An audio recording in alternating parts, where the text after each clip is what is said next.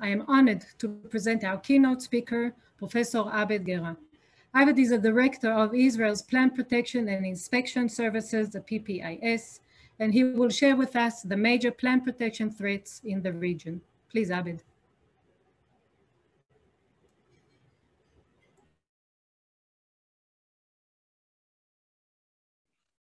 Hello, everybody. Thank you for the invitation. My name is Abed Gera. I'm the Director of Plant Protection and Inspection Services. The title of my presentation is the Major Plant Protection Threats in the Middle East. A few words about the PPIS. PPIS is the enforcement authority of the Ministry of Agriculture in the field of plant health. PPIS deals with all aspects related to detection, identification, and control of plant pests and chemical registration and certification. The main focus of the activity is on environmental friendly control measures. I'll start with factors associated with pest emergence worldwide, especially in the Middle East. First, globalization and increased international travel and trade. Second is changing in environment and land use patterns. Third is the technological changes and advancement. Fourth is the adaptation and evolution.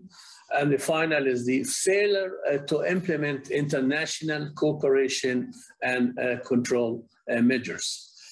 The aim of my presentation is to promote regional collaboration, to raise awareness of the plant protection threats in the Middle East, and finally is to share knowledge between the participating countries.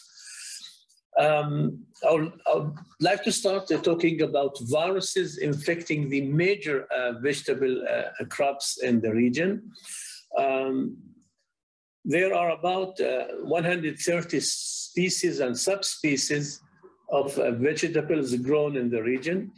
Most vegetables escape virus infections for a number of different reasons, including resistance, possibility as a consequence of centuries of human selection for good-looking and high-yielding products in the center of origin of each vegetable, or in areas where their cultivation has been introduced since long. But 5 to 10% of vegetable production is lost due to virus infection.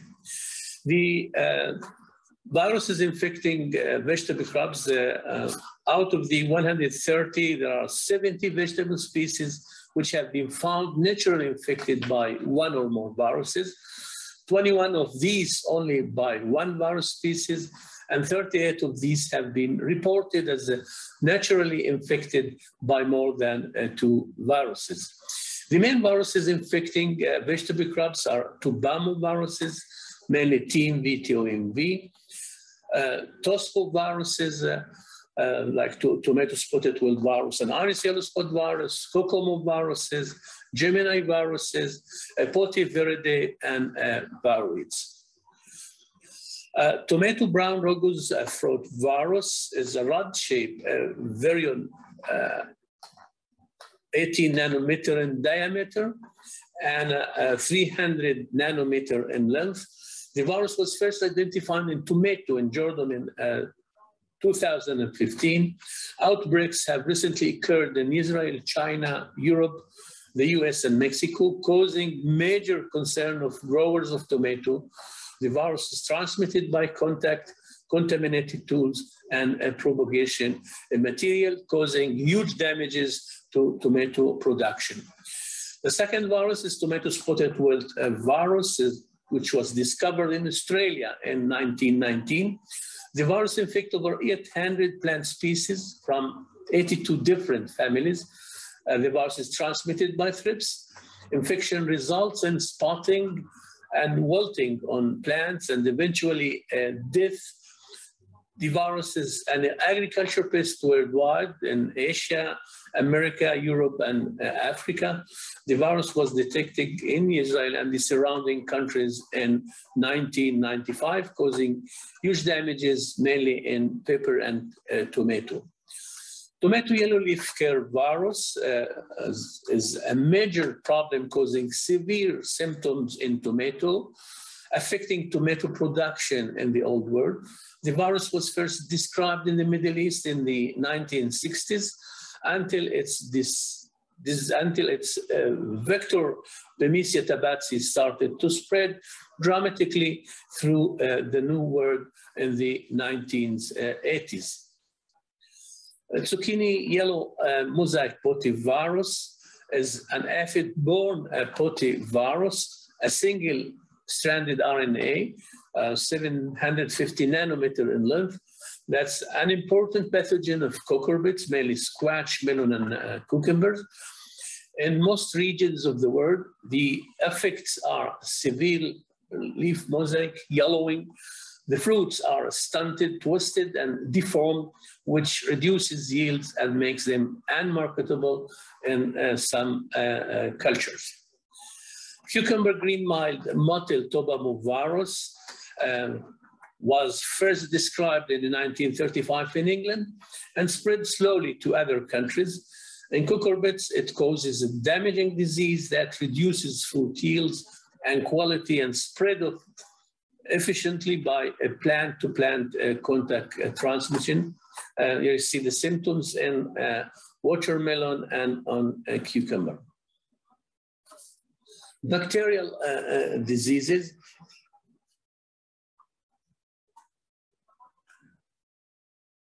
Start with fire blight, which is caused by Erwinia amylivora. It's a native pathogen of wild rosaceous host in North America. Today, fire blight is an important disease of apples and pears in many parts of the world. The disease was established in Europe and the Middle East. Since 1995, the Italian government has destroyed more than 500,000 pear trees in an attempt to eradicate the virus. The second disease is the bacterial canker, which is originally was described in 1910 as the cause of bacterial canker of tomato in North America.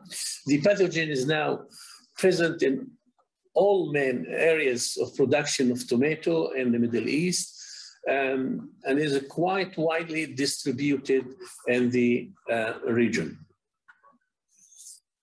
Candidatus liberibacter, which is causing the carrot yellow disease, is a bacterial disease which is caused yellowing and reducing yield in carrots. It's transmitted by psyllid vector. Xylella fastidiosa is a xylem-limited bacteria which causes several plant diseases of economic importance, mainly olive scarch, grapevine, citrus variegated chlorosis, and almond. Xylella is thought to originated from the American continent. The outbreak in olive trees in southern Italy, as well as the presence of the bacterium in Mediterranean plant species, constitute a major risk of many plant species in the Middle East. The situation in Israel in 2017, Xylella was detected in symptomatic almond trees in North Israel. Panama disease in banana. Panama disease is considered one of the most destructive diseases of bananas plants worldwide. It causes by the soil-borne fungus, Fusarium oxysporum race 4. The disease was rapidly spread through the Southeast Asia. It was detected in Israel and in Jordan in the last 10 years. I'll move on to talk about invasive plant insects in the Middle East, the one which has been established and not yet. I'll start with red palm weevil. The origin is East-Southeast Asia, invades and established through the entire Middle East. Host plants, the weevil is a serious pest to palm, including dates and ornamental palms. Infestation may lead to yield losses and even the death of the trees. It's established in Israel as well as in the Mediterranean region. The fig tree borer, the origin is East-Southeast Asia, invades and established nearly through the entire Middle East. Host plants, the fig borer is a serious pest of fig, mango, guava, pomegranate, and in different parts of the world. The infestation may lead to yield losses and even to the death of the trees.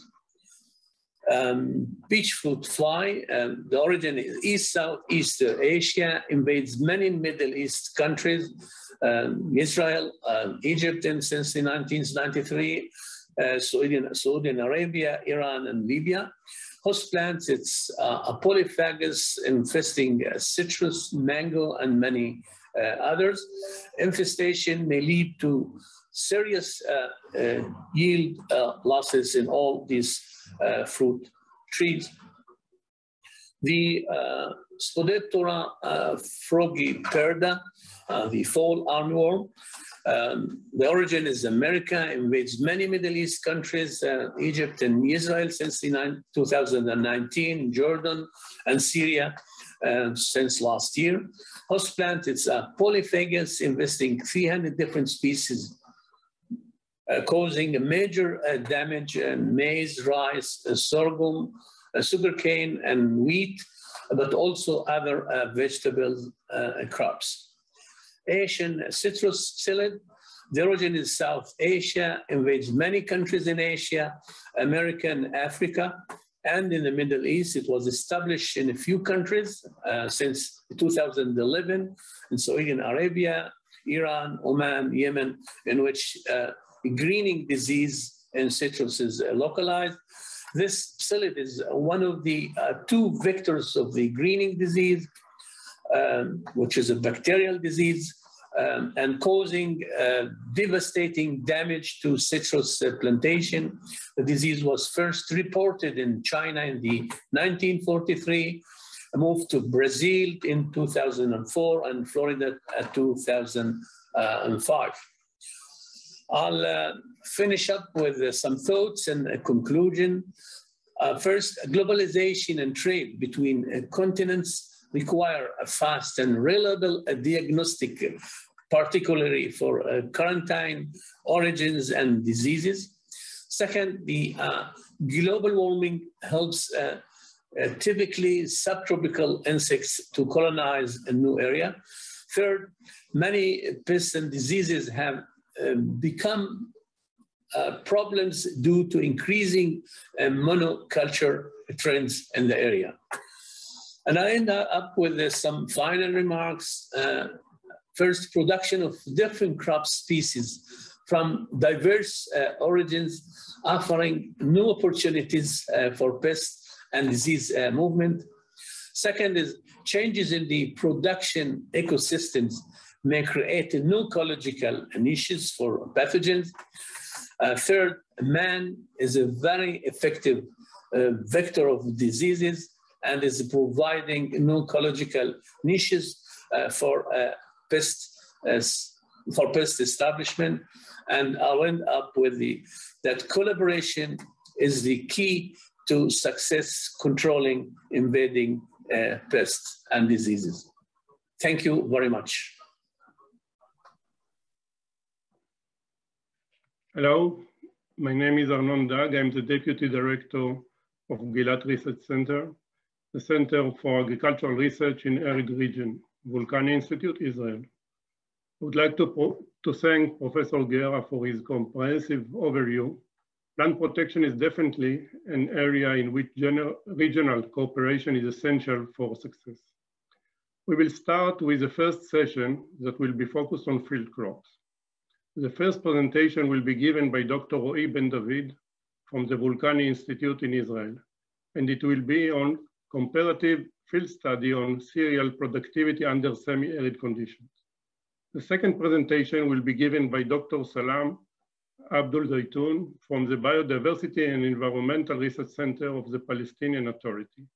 And it will be on exploring the genetic diversity of durum wheat land races for adaptation to the Middle East semi-arid climate. The last presentation of this session will be presented by Dr. David Bonfil from the Vulcani Institute, Gilat, Israel, and he will challenge us with the question, can we modify climate to ensure better wheat grain filling and wheat quality?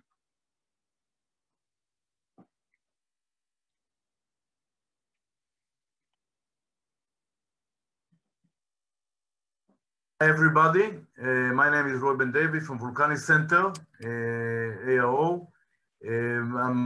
First of all, I want to thank the organizer for providing me the opportunity to present you our work, and I will talk about comparative field study of cereals productivity under semi-arid conditions.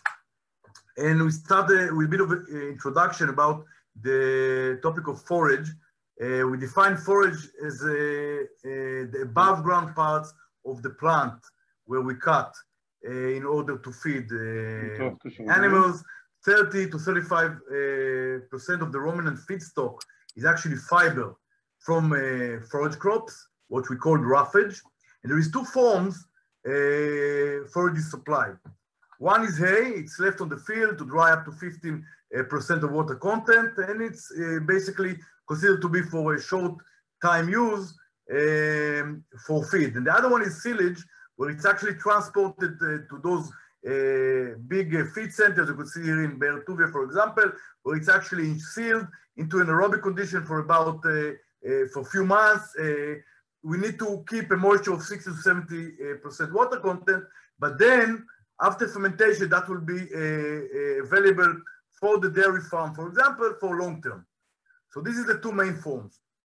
Now, in Israel, in the Israeli market, which will serve us here as a good example, winter cereal covers about more than 50% of the total cropland. So it's a very dominant crop. Forage supply, mainly for the dairy farms, but not only, is highly dependent on the local production. Okay, so the market demand is constant. Okay, you cannot import forage, which is basically a lot of portion of water, and also because limitation of plant protection, no forage will be imported, so local production is the provider. And most of the forage is growing under rain-fed condition, and the fluctuation of rain, of course, impact the productivity. Now, if we look on the graph here, for example, showing representative 4 years from the previous decade, the early years, okay, we are talking here about total wheat crop cultivated area. In red, what was harvested for grains, and in blue, what was harvested for forage. You can see the total area is declining, okay? And not only declining, the portion of amount of dunams, which are actually harvested for forage, is increasing dramatically. So if historically we're used to the 30–40% of the area of wheat to be harvested to forage, today we're talking about 50 or maybe 60%. This is something to consider. This has become a major market and a major thing to consider for the farmers and for the industry. We can see also the distribution of forage crops in Israel. So it's mainly winter, little bit of corn and summer crops. And the winter forage is, the winter crop is dominated strongly by wheat, a little bit of legume, vetch, and clover, and small crops of other cereals, but it's mainly wheat. If we look on the environment, okay, Mediterranean environment in the upper figure, and lower we'll talk about semi-arid environment. Altogether, we're talking about the very narrow window for growth for the crop.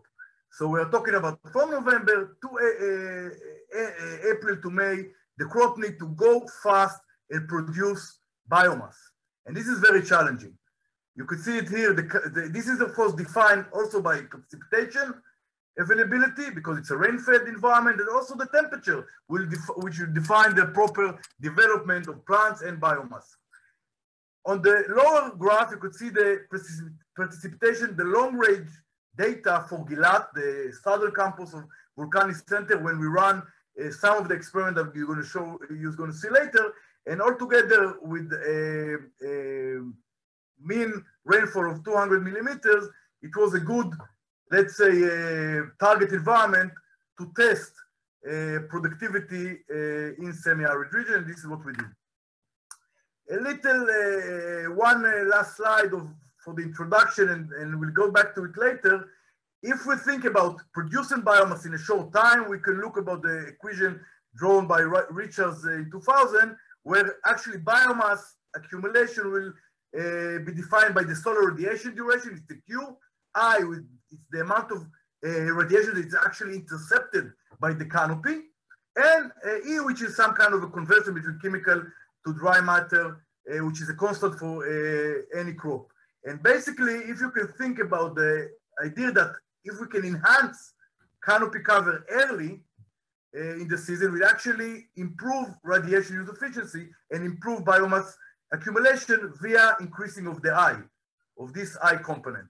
Also, if we talk about water use efficiency, of course, we can minimize lost water that is evaporated from the exposed soil surface because plant and the crop is covering the soil faster. So this is two elements that we go back to it later in the resultant discussion. The research goal and objectives were basically to compare biomass productivity of different winter cereals in semi-arid condition. And secondly, more specifically, to look on barley, triticale, and oats, three crops that are generally, you could say, a bit neglected, at least here in the Israeli cropping system, and to see whether there could be alternatives for wheat, also in terms of yield and forage quality. So to start with, we built a panel of 14 lines. It was mostly represented by wheat, cultivars. Again, this was a panel that somehow represent the farmer choice currently available in the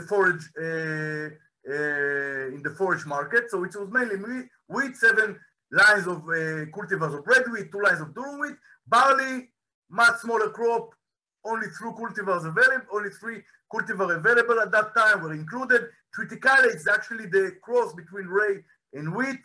It's completely a new crop, not exist today in Israel. And oat, a very small crop, 20,000 dunams with 2 cultivars. Each crop, we optimize, of course, the field stand and the seed rate accordingly. Now, biomass monitoring, if we look on a schematic presentation of the development of cereals, so we started emergence, okay, 7-10 days after sowing was the 0 date, and then we took every 30 days live sampling of biomass in the field, and also to mimic the real actual yield on dough milk stage, where grains are at dough milk stage. This is considered to be the target for harvest in the field. You could see 2 lines here because, for example, in barley, we can extend a little bit the dough milk stage compared to wheat. So it was a bit, we could actually maximize yield in that sense. And the cutting was, again, differentially for each plot and each cultivar and crop, but also mechanically in 1 day to mimic, to be more close to the actual harvest in the field. So to start with result, we can see a parameter called RGR. You have the equation below, and we're focusing on 2 crops, barley and wheat. And we can see that RGR, the relative growth rate in the x-axis, is actually positively correlated with the final yield. So in this graph of the barley, we're talking about the time of between 30 to 60 days. Quite early in the season, we can already see a positive correlation to actual yield. So cultivars that have high vigor, high ability to produce biomass, we can predict their final yield will also be higher. In wheat, we get a similar trend, but look, this time to another phase in the cropping season. We are talking about 60 to 90 days, okay? So wheat will accumulate most of its biomass in those dates later comparing to wheat. So we have a very interesting view, comparative view between those 2 crops. And jumping to a season later, when we did a commercial trial in Dorot, you could see actually in picture this comparison between barley on the right and wheat on the left. You could see that the canopy closure and growth of barley is enhanced compared to wheat. You could see it also in the canopy closure, but also in individual plant sample from these two commercial fields. And again, we can assume barley under those semi-arid conditions will have advantages also in water use efficiency, but also in radiation use efficiency, as we mentioned earlier. Now, going back to in time to the experiment in Gilat, you could see a multispectral aerial image. You could see the 4 blocks. The blue arrows represent the wet treatment with drip irrigation, about 433 millimeters, a bit high for what we try to get, but that was again, we are talking about field crop, and this season was a little bit high in rainfall. The dry treatment was a little bit more than 300 millimeters.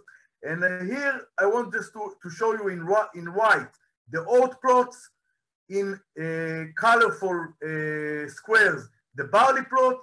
All the rest, the more dark plots, are actually wheat. And you can see very nicely phenomena of lodging. This is correlated very highly with high biomass. So where we get high biomass, in this case barley and oat, create a lot of biomass compared to wheat. Therefore, later in the season, when we have late rains and sometimes wind, we get, especially in the wet treatment, as you can see very clearly, phenomena of lodging. You could see like craters within the plots. And of course, this lodging, when plants are falling down to the soil, it's a very negative phenomena. It could reduce yield, although harvester today can harvest also lodging field, but also could affect quality. This is, of course, a negative impact that we can see here. To summarize the crop's yield, so you could see here in the right figure, a comparative view per crop. In the blue, the yield, harvested yield in the wet treatment. In red, the dry treatment. You could see the gap, the yield, the biomass penalty of the dry treatment very clearly. It was significant in all the crops, but you could also see that the alternative crops we tested here, all of them were actually superior in terms of yield. So this was very surprising to us. We are talking here about the best cultivars of wheat exist, a new cultivar with a lot of investment in breeding, compared to 3, as we say, a bit of neglected crops. And you could see that the productivity of those crops in semi-arid conditions, Mediterranean condition, is extremely surprisingly high. On the left graph, you can see comparison only of the wheat cultivars. And again, you can see the impact between the yield penalty of drought.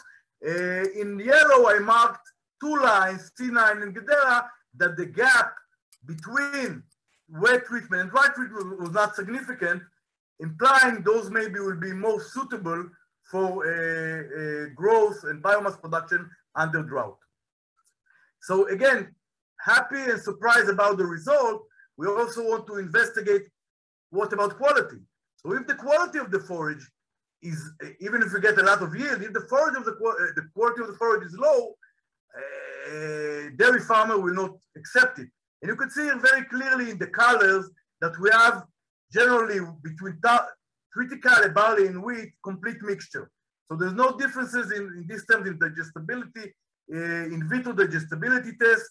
Oat, as also known from the literature, have a lower digestibility. So actually, it's not a real candidate, for example, for silage and for hay, although it's high productivity. So we took it a step forward with the setup experiment in 2 seasons later, comparing only barley and wheat this time. And you could see here in 2 sites with a very low precipitation rate in Gat and Shuval. In red, you could see Omer, which is the wheat control variety. And you could see that both barley varieties, Ma'anit and Sagiv, in both sites have a superior yield in terms of biomass. In Gat, only Ma'anit is significant from Omer, actually also in Shuval. but nevertheless, also the digestibility and also very important, the enzyme digestibility, which is actually exemplifying the fiber quality, is similar between the crops in most cases, again implying barley could be a real alternative, also in production, but also in forage quality to wheat. And that was a very interesting result. Now, just to close the presentation, I'm showing you maybe the next step where we go into commercial trails with some of these varieties. And you could see a trail in a Mediterranean environment was performing 2020. And again, here we have a control bred wheat variety Ruta, which is considered to be high biomass. And you could see here, this is an aerial image. You could see here barley, this time the elite cultivar, the triticale new cultivar we use, and oats, and also a mixture of triticale and oats, all provide higher yields comparing to wheat, significantly higher. Again, showing the place for improvement in the forage market if you go for alternative cereals. And this is pictures from this year when we already have new, already commercial fields of Chitat Chipon, it's a new triticale variety, and Eli, which is a new barley variety. Those are all Mediterranean environment, hoping next year also to go, also this year growing in the Negev, and to test them more and more in also semi-arid environment. So to conclude, barley trend to accumulate more biomass early in the season with the higher RDR. This is might imply better water use efficiency and radiation use efficiency. Generally, in terms of biomass productivity, at down milk stage, barley and oat were superior to wheat, as we showed. Quality-wise, there was no differences except oat that was inferior. Barley, triticale, and oats are highly potential alternative cereal crop, and they could be actually used to diversify the corn cropping system in terms of better crop rotation for cereals, and also to get higher productivity comparing wheat. I want to thank all the collaborators who did most of this job and hard work. People from my lab, David Bunfila from Gilat Center, Yoshua Miron from Animal Feed Department in ARO, and Zvi Weinberg from Post-Harvest, and our collaborators in Extension Services, Daniel Bikel and Yoav Golan, and Yoshua Saranga in Hebrew University. Also thanks to Asaf Alneri. Thanks to all the contributing funders, and thank you for listening.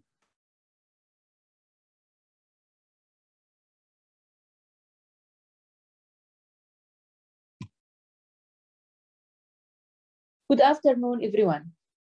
First of all, I would like to thank the organizers of this meeting for inviting me here today. And let me introduce myself. My name is Salam Abu Zaytoun. I am a researcher at the Biodiversity and Environmental Research Center, Palestine.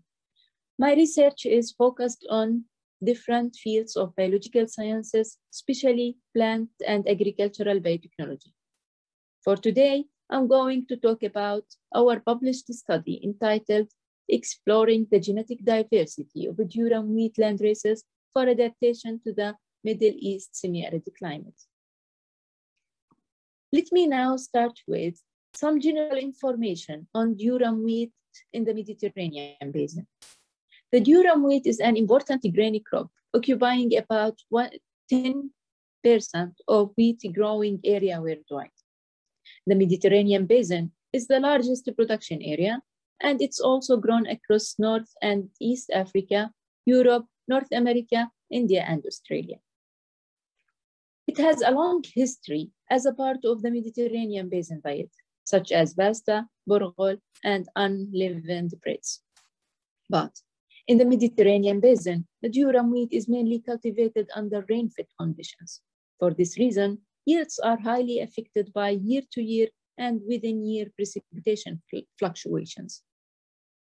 The major and most relevant environment constraint in the Mediterranean basin's climate is the drought, which lead to limit wheat productivity and cause devastating economic impacts. The ever-growing human population the loss of agricultural lands to urbanization, in addition to the dimensioning resource availability associated with the climate change, all these points pose serious challenges to wheat breeding programs. Under the projected climate conditions, plant is expected to be impaired, subsequently leading to yield reduction. And to increase yields, there is an urgent need for further genetic improvement of wheat varieties by introducing new genes or alleles that confer tolerance to environmental stresses. One important approach to increase the genetic diversity in modern crops is the use of rich allelic reserve present in land races and wild wheat. Because land races carry beneficial genes that were not introduced into elite durum cultivars and strongly represent the diversity of semi-arid agroecological conditions and are an important source for species biodiversity. For example, durum land races cultivated across the southern Fertile Crescent accumulated adaptive imprints to semi-arid conditions and are still used in traditional rain-fed farming areas of the Mediterranean basin. All previously mentioned points leads to the objectives of this study. And the aims of this study were mainly to characterize the allelic diversity of wheat meal core collection and to characterize morphophysiological features, to compare the adaptive signature of durum wheat land races compared to the modern cultivars. Let's now turn to materials and methods used to achieve our goals. Starting with plant material. Experiments were carried out on wheat meal core collection, which were obtained from Palestine, Jordan, and Israel. The wheat meal core collection includes 21 durum wheat land races, 13 modern cultivars, in addition to 2 bred wheat land races as reference. We have started with the genotyping of wheat meal core collection using durum wheat reference collection competitive allele specific PCR 96 markers. And finally, the genetic diversity of our collection was assessed by 83 informative markers. Then we carried out a common field experiment at 3 contrasting rain-fed environments during the 2015-2016 growing season. The first environment was an open field in Tel, Palestine, with 500 millimeter annual precipitation. The second environment was a net house in Beit Dagan, in Israel, with 360 millimeter precipitation. And the last field was an open field in Irbid, Jordan, with 315 millimeter precipitation. A complete randomized design was implemented with 3 replicates per line in the 3 experimental sites. At each site, plants were characterized for phenology traits, including days to heading and plant length, characterized also for the productivity traits, including total dry matter, grain yield, 1000 kernel wheat, and harvest index, in addition to the physiological traits, including canopy temperature at maturation and heading, and finally the chlorophyll content at heading. Let's now turn to the study results, beginning with morphological characterizations of wheat meal core collection. It worth to mention that in general, the durum land races within the wheat meal core collection presented wide morphological diversity, and this is visible by their spike morphology. For example, spike color, spike density, and arm length presented here. Moving to genotyping of wheat meal core collection, we were able to dissect the wheat meal core collection into 3 major genetic clusters, as appeared here. All modern cultivars were tagged into cluster number 1. Cluster number 2 consists of 3 land races, out of which 2 are bred wheat and 2 modern cultivars. And cluster 3 contains 9 durum land races. We have noticed that the country of origin did not have any effect on clusters. Now, let's see how did the wheat collection perform in different sites in the 3 different environments along the environmental gradients in Tel Palestine, which represents optimal Mediterranean conditions with high elevation, heavy soil, and good precipitation. In Bet Dagan, Israel, which represents moderate stress with low elevation, light soil, and moderate precipitation. And in Irbid, Jordan, which represents the most stressful environment with high elevation and low precipitation. As we can see here in this figure, principal component analysis resulted in clear separation between 3 environments based on trait combinations. And 2 major principal components were extracted, accounting collectively for 75.9% of the phenotypic variance among the core collection. The first principal component explained 36% of the dataset variation, and the second one explained 33.9% of the dataset variation. In general, till favorable conditions contribute to high grain yield and biomass production, and this is contrasted by much lower productivity in both Bet Dagan and Irbid. For example, the highest total dry matter was obtained for the landrace group was in Tel, and it was 178.8. Lower total dry matter was achieved in Bet Dagan and Irbid, and it was 81.2 in Bet Dagan and 96.9 in Irbid. To compare between the modern cultivars and the Durham landraces, the mean performance and coefficient of variation for the agronomic traits were calculated and presented here in this table. It was found that the modern cultivars exhibited lower levels of phenotypic variability, smaller range for most traits, in addition to lower biomass and harvest index, but higher grain yield, especially in Tel and Bet Dagan environments. In the same field, analysis of variance showed significant interaction between the genotypes and environments for most traits. And notably, linear model has been able to explain most of phenotypic variability with R-square ranging between 0.63 to 0.96. In order to dissect the interactions between genotypes and environments, 5 randomly selected Durham lines from each group, landraces and modern cultivar, are presented in grain yield least square mean plot, as shown in this figure. Here we have in the first figure for the modern cultivar and the second one for the landraces. The x-axis represents grain yield and the y-axis represents the environment. We can note the clear relationship between the genotype and environment in both sets. And here for the modern cultivar, the pattern was uniform with higher value was recorded in Tel and lower in Irbid and Bet Dagan. On the other hand, Durham landraces set shows heterotic pattern for the 5 selected landraces.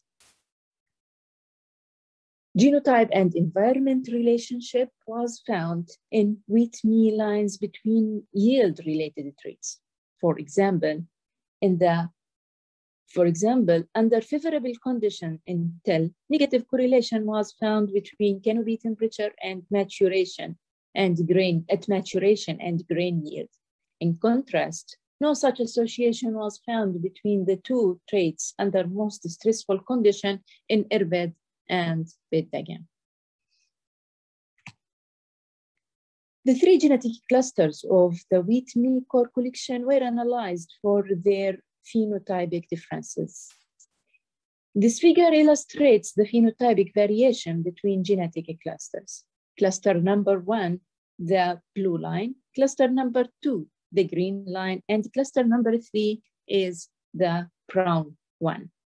And here we have the phenotypic characters.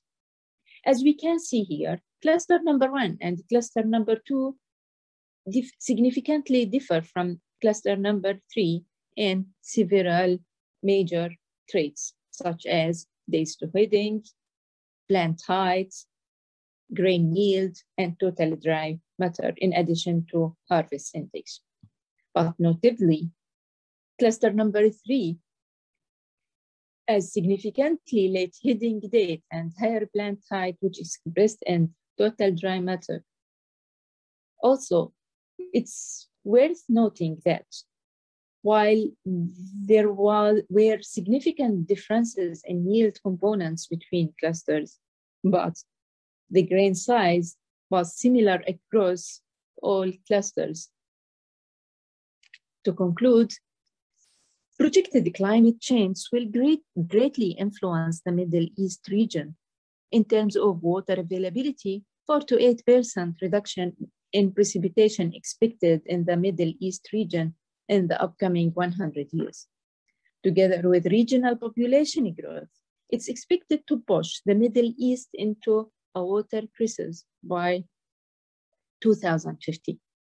The results indicated that the wheat-meal correlation of land races presented here is promising source for new genes for durum and bread wheat improvements to be more resilient to changing environment. This selected line could be easily integrated in the regional and local breeding program by crossing the two elite durum material evaluated in this study. This will promote new germplasm adapted in rain-fed Mediterranean environments. In addition, a zoom-in approach, which will combine genetics and physiology, could help us better understand those identified stress tolerance mechanisms. Moreover, it will provide local breeders new and promising genetic resources in their efforts to enhance durum wheat adaptability to the changing Mediterranean climate. Last and not the least, I would like to thank you first. Thank you very much for your attention and listening. And I would like also to thank all our colleagues from the Hebrew University of Jerusalem, Tel Aviv University, and the Volcani Center from Israel, the National Agricultural Research Center from Jordan, the Biodiversity and Environmental Research Center from Palestine, for their fruitful contribution in this research. And it's worth to mention that this research was a part of WheatMe and WheatMax projects, which funded by the US Agency for International Development, Middle East Research and Cooperation, and the Dutch Embassy. Thank you very much for your attention again.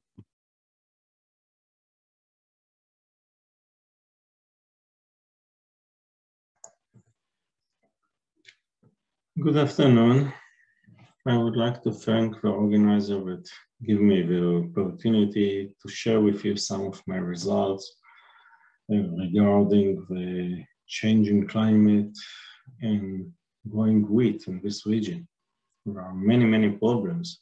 And the main question, can we modify the climate to ensure better wheat grain filling and wheat quality?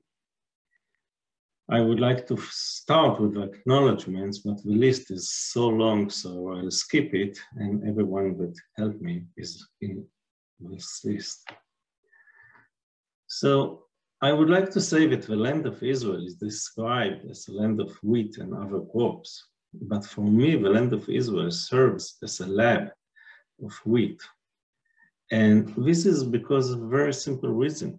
All yield components are affected by temperature and water.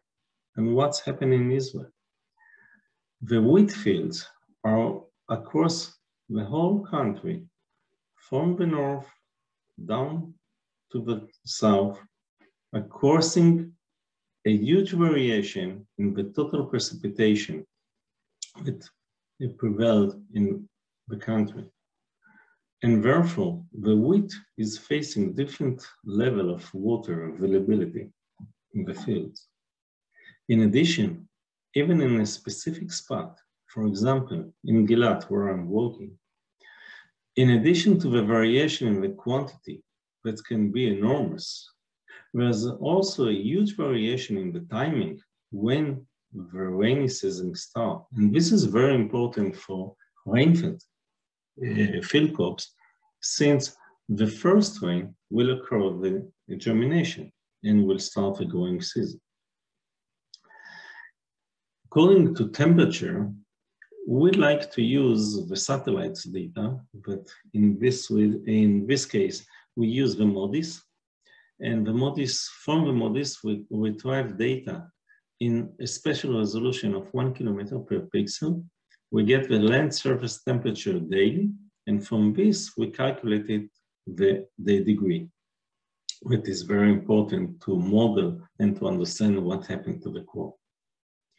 And when we look on the spatial resolution of the temperature, we can see here on the both sides, it's from the meteorological stations, the measurements, and then interpolation. This is the minimum temperature during February, usually when the wheat reach anthesis stage. And this is the maximum temperature during March, usually the grain filling period. And in the middle, we can see here the temperature that we calculated from the satellites during the vegetative period. And this is the average annually, but we have it daily. So this can be a lab. If you are saying that the difference in temperature is not so huge, we can see here from one farmer a huge difference between several fields that are located very nearby one to the other, not more than 4 to 7 kilometers. And there are fields that are located in this region are much cooler during the whole growing season versus fields that are located in this region that are warmer. And there are fields that are cooler during the winter and thereafter becoming warm. And this, of course, if we know this data, this can help us to fight the temperature problem that prevails in the region. We know from pot experiments and different control experiments that high temperature will decrease the starch accumulation, and therefore yield production will be much lower. And in addition, it's also affected the seed storage protein and therefore the wheat quality. If we are taking the data that we already have and we modeling them to understand what will happen in different scenarios, in the growth model, in the yield production, according to rain amount, distribution, temperature, change in temperature, and we did it, I would like to share with you only one of the results that if we are doing it, we can see that if the total amount of water availability decline, there is a reduction in grain yield, but this is not surprising. However, temperature, the warming that we are all talking about, global warming, even 1 degree will cause about 10% reduction in grain yield production and also the biomass production. So it will affect the hay, the silage, and the grain yield production. So the two main factors, as I said, are water and temperature, and the main question, how can we modify them? Let's start with the easiest way, about water. If we are talking, if you have irrigation system and you have water, and there is a variability in the rainfall that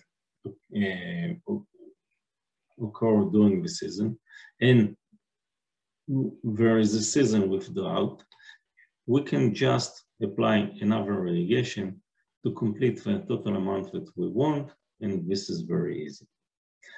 More than that, we can ensure that the emergence will occur in the right timing, and this is very, very important. But this is only if you have irrigation and if you have water. If you haven't, you can still improve the rain use efficiency by crop management. The main advantage of improving the rain use efficiency is by changing the continuous growing crop to growing it 1 year after the other, in rotation of wheat after clean fallow.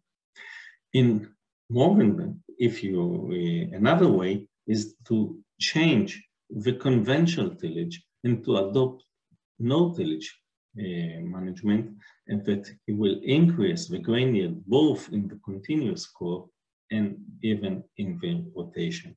So you can also use the right fertilization and other, of course, the right genotype, so on. But this is the simplest way how to improve the rain use efficiency. According to temperature, it's much more difficult. So let's see what we learn.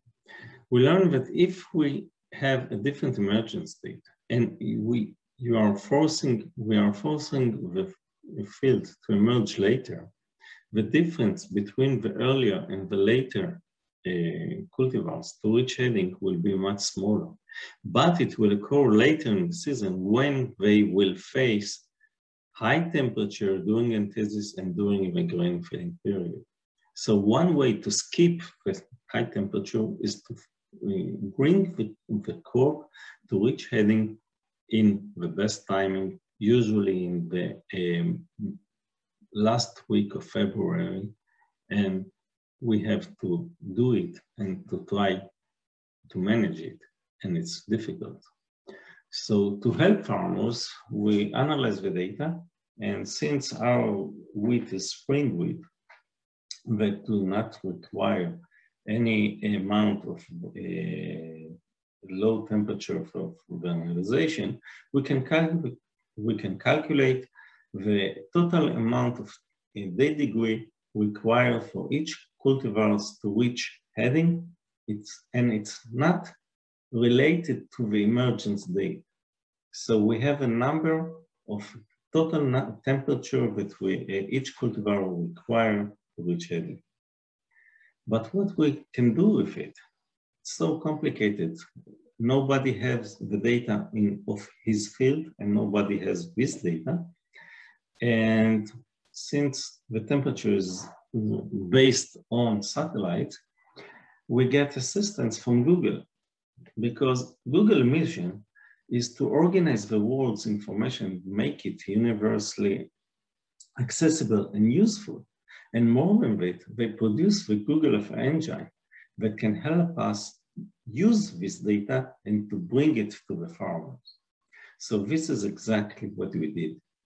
And we built and developed an application, and this is the interface that each farmers can see. It's open in the web. The only thing that the farmers has to do is to put the emergence date here and the cultivars. He can choose a different cultivar and click on the field. And immediately he get the expected days to heading and the expected heading date. And immediately he can start understand if it's good, if it's not, if he wants to bring it earlier or later. And he can do it by even changing the cultivar or changing the emergence date.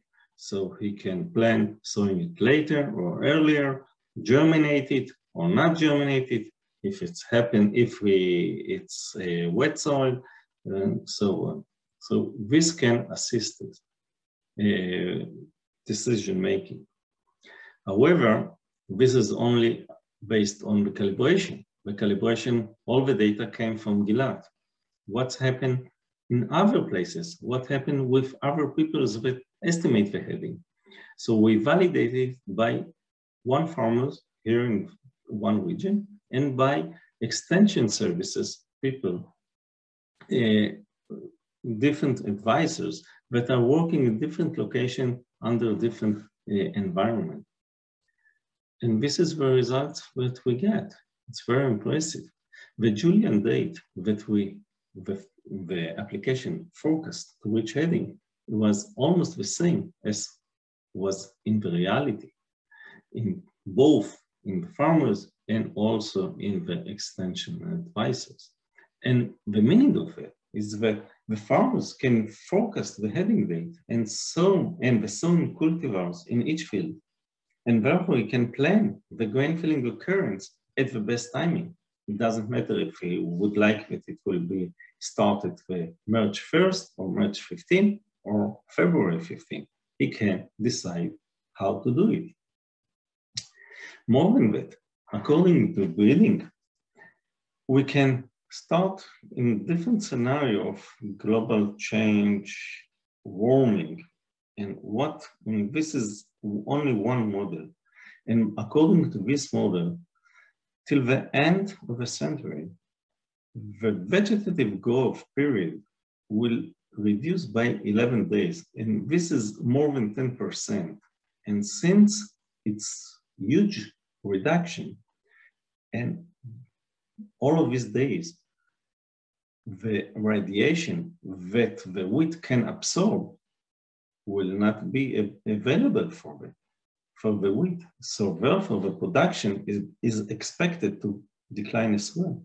Therefore, breeders have to think ahead and to plan to keep even lines that are where vegetative growth is not related so much and not affected by warm temperature, or keep late heading cultivars in their breeding programs, because in the next future, they will be the most earlier one. So let me conclude and say that yes, we can change the climate to ensure better wheat grain filling and wheat quality. And this can be done by choosing the right cultivars for the right field, for the right sowing time, and the right management and irrigation for each field. So thank you.